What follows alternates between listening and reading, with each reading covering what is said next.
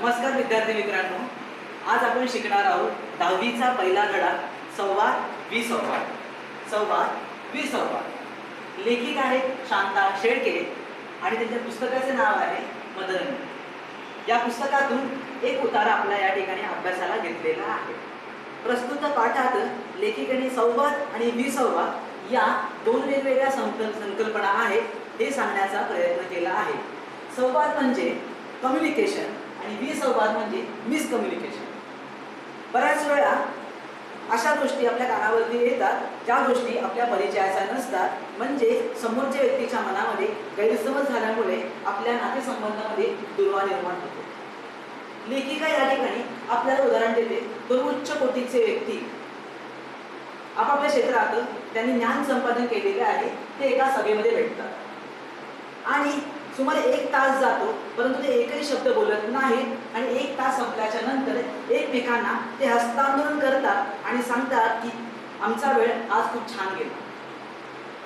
तर या ठिकाणी प्रश्न पडतो की एकही शब्द न बोलता वेळ कसा काय चांगला जाऊ शकतो. याचा अर्थ ते दोन व्यक्ती आपापल्या क्षेत्रात योग्य ठिकाणी होते, परंतु त्यांना एकमेकांविषयी अगोदरच माहिती होती. म्हणूनच लेखिका आपल्याला या ठिकाणी सांगण्याचा प्रयत्न करते की ओळखीच्या माणसाशी बोलताना आपण खूप काळजी घेतो, परंतु अनोळखी माणसांशी बोलताना आपण तितकी काळजी घेत नाही. लेखिका या ठिकाणी आपल्याला आणखी उदाहरण देते.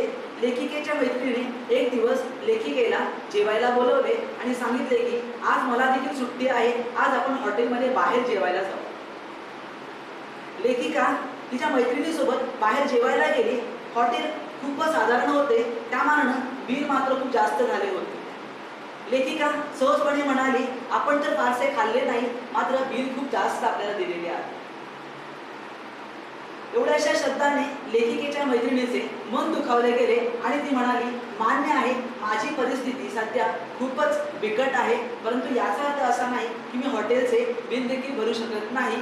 आणि या छोट्याशा घटनेमुळे दोन मैत्रिणींमध्ये दुरावा निर्माण झाला आणि तिच्या मनामध्ये जी अडी होती ती कायमचीच राहून गेली.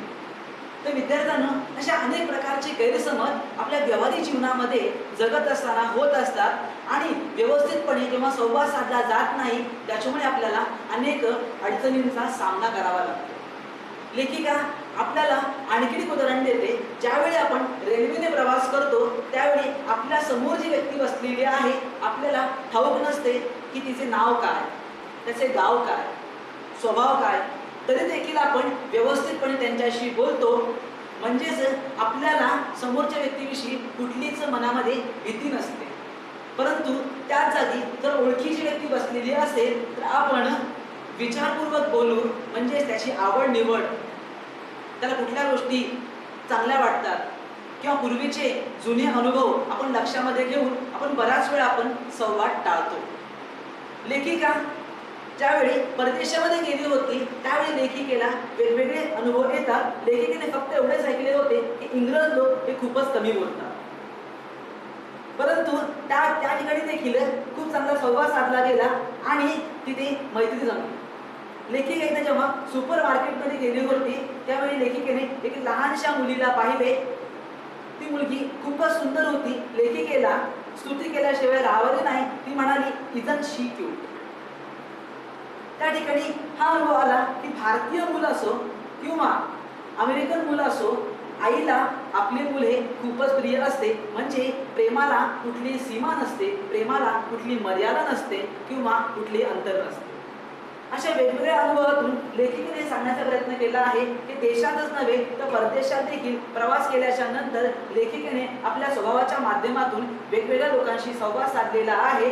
लेखिका एक जेव्हा सोशल सर्व्हिस कमिशनच्या परीक्षेला सुपरविजनसाठी गेली होती, त्या ठिकाणी 3 तास कसे काढावे हा खूप मोठा प्रश्न होता.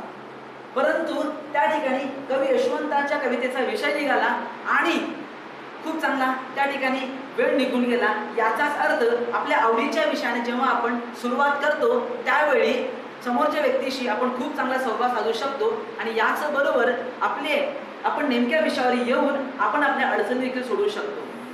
सारांशपणे लेखिकेला हे सांगायचे आहे आपल्याला की संवाद आणि विसंवाद या दोन वेगवेगळ्या संकल्पना आहेत, परंतु जर व्यवस्थितपणे संवाद साधला गेला तर आपण समोरच्या व्यक्तीशी मैत्री करू शकतो. याच बरोबर आपण अनेक विषयांवरती आपण खूपच वर्चस्व गाजवू शकतो. परंतु जर विसंवाद साधला गेला तर कदाचित आपल्या नातेसंबंधामध्ये दुरावा निर्माण होऊ शकतो आणि याच बरोबर आपल्या भौतिक जीवनात देखील अनेक आपल्याला अडचणींचा सामना करावा लागेल.